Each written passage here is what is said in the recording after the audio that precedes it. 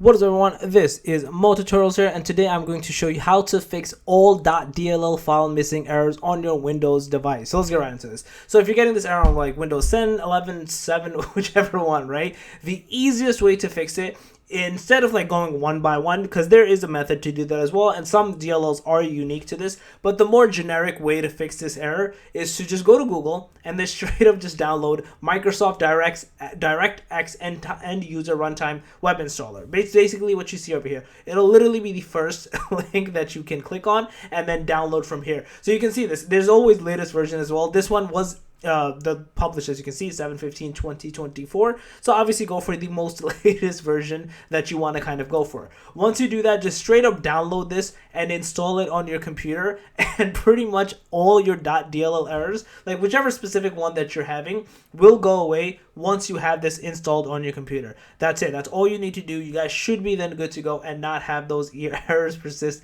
any longer. So yeah, that's basically it. If you guys are a video, please press on the channel, make sure to subscribe, click that notification bell, and that Mo Tutorials out. Peace.